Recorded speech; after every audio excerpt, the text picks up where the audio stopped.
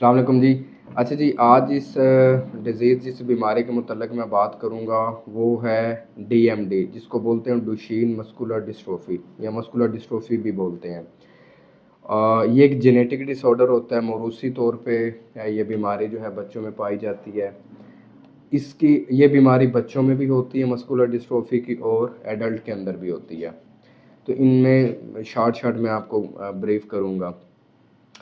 ان میں یہ ہوتا ہے کہ اس کی جو علامتیں ہیں، بچہ جو ہے آپ کا بالکل ٹھیک ہوتا ہے، نارمل لائف گزار رہا ہوتا ہے، 4-5 سال تک وہ ٹھیک ہوتا ہے۔ 4-5 سال یا 6 سال یا 8 سال کی عمر تک یہ بیماری جو ہے اس کی تشخیص ہو جاتی ہے۔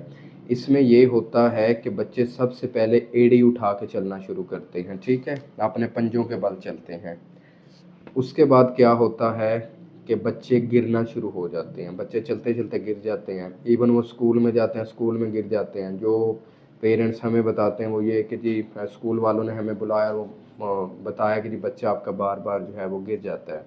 گھر میں بھی وہ یہ چیز نوٹس کرتے ہیں کہ بچہ بار بار گر رہا ہے۔ شروع میں ان کو لگتا ہے کہ ویسے ہی گر رہا ہے، لیکن جب وہ اس کی کہہ لیں کہ زیادہ ٹائم کرنا شروع ہوتا ہے، پھر ان کے کنسرن شروع ہو جاتے ہیں کہ کوئی نہ کوئی ایشو ہے۔ اس کے ساتھ ساتھ کیا ہوتا ہے، اپ سٹیئر ڈاؤن سٹیئر، سیڑھیاں چڑھنے اور اترنے میں مشکلات آتی ہیں، بچہ نہیں چڑھ پاتا نہ اتر پاتا ہے سیڑھیوں میں۔ اس کے بعد کیا ہوتا ہے کہ جب بچہ آپ کا زمین پہ بیٹھتا ہے، چوکڑی لگا کے یا ویسے بیٹھتا ہے، تو پھر جب وہ زمین سے اوپر اٹھے گا وہ اپنے گھٹنوں پہ ہاتھ رکھ کے یا پھر زمین پہ ہاتھ رکھ کے اٹھے گا، ٹھیک ہے۔ اتنا ایزیلی وہ اٹھ نہیں پائے گا اور نہ اتنا ایزی وہ بیٹھ پائے گا۔ اور اگر بلڈ ٹیسٹ کی بات کریں تو سی پی کے کا لیول ہوتا ہے، کچھ سی کے بھی لکھا ہوتا ہے، تو وہ جو لیول ہوتا ہے بلڈ کے اندر وہ بہت زیادہ ہوتا ہے، ٹھیک ہے۔ تو اس سے ہمیں جو ہے وہ ڈائگنوز ہو جاتا ہے، ویسے تو علامتوں سے بھی ہو جاتا ہے۔ تو اس کو بولتے ہیں مسکولر ڈسٹروفی۔ فی الوقت مسکولر ڈسٹروفی کا دنیا کے اندر کوئی علاج نہیں ہے، لیکن اچھی چیز یہ ہے کہ اس کی ہم مینجمنٹ کر سکتے ہیں۔ جیسے ہی علامتیں شروع ہوں، آپ کا ڈاکٹر جو ہے اس کی تشخیص کر دے تو اس کی فوراً سے جو ہے ری ہیبلیٹیشن کا عمل جاری کر دیں، ساتھ ساتھ میڈیکیشن چلیں گی، میڈیکیشن بھی سمٹومیٹنگ ہوگی، جو علامات آ رہی ہوں گی ان کو ٹریٹ کرے گا، ٹھیک ہے۔ تو اس میں جو ہے ہم صرف مینیج کر سکتے ہیں۔ ایک دفعہ بچہ بیڈ ریڈن ہو گیا، بیڈ پہ چلا گیا، پھر اس کے لیے اٹھنا مشکل ہو جاتا ہے۔ اس کی ریزن یہ ہے کہ ایک تو بچے کا ویٹ بڑھنا شروع ہو جاتا ہے، اور بچے کے جو اعضاء ہیں ان کے اندر بگاڑ آنا شروع ہو جاتا ہے، خاص کر کے پاؤں کے اندر، ٹانگوں کے اندر، گھٹنے پوری طرح سیدھے نہیں ہو پاتے، پاؤں ٹیڑھے میڑھے ہو جاتے ہیں۔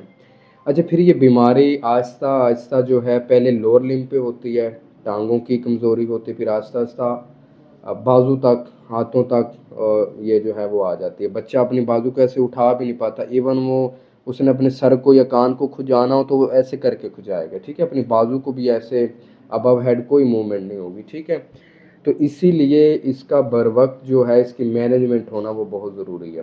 تو مینجمنٹ تھرو فزیو تھراپی ہی ہو سکتی ہے، ریہیبلیٹیشن کے تھرو، تاکہ ہم ان کو بالکل لائٹ جینٹل اسٹریچنگ دینی چاہیے، اسٹرینتھننگ ایکسرسائزز لائٹ ایکسرسائزز میں بھی پھر آپ نے دیکھنا ہوتا ہے کوئی بھی چیز اگریسیولی نہیں کرنی ہوتی، کیونکہ آلریڈی ان کو پٹھوں کا مسئلہ ہوتا ہے، ٹھیک ہے، تو اگریسیولی کریں گے مسائل اور بڑھیں گے۔ تو بڑا سموتھلی بلکہ اپنے قریبی جو فزیو تھراپسٹ ہوتے ہیں ان کو وزٹ کیا کریں، جن کے بچوں کو یہ علامتیں آ رہی ہوتی ہیں۔ تو جب وزٹ کریں گے اور وہ آپ کو سارا پلان بتا کے دیں گے تو آپ گھر میں اس کو لے کے چلیں گے تو انشاءاللہ تعالی اس میں یہ ہوگا کہ کافی حد تک اسٹیبلٹی رہے گی، زیادہ بگاڑ نہیں آئے گا۔ تو جن کے گھر میں ایسے بچے ہیں ان کو چاہیے کہ وہ جو ہے ان کا جب وہ یہ علامتیں ان پہ ظاہر ہونا شروع ہوں تو وہ فوراً سے اپنے قریبی کسی بھی ڈاکٹر کو ملیں، وہ جو پروفیشنل مستند ڈاکٹر ہوتے ہیں، تو وہ آپ کو پھر جو ہے اس کے متعلق ساری چیزیں آگاہ کر دے گا۔ خدا حافظ۔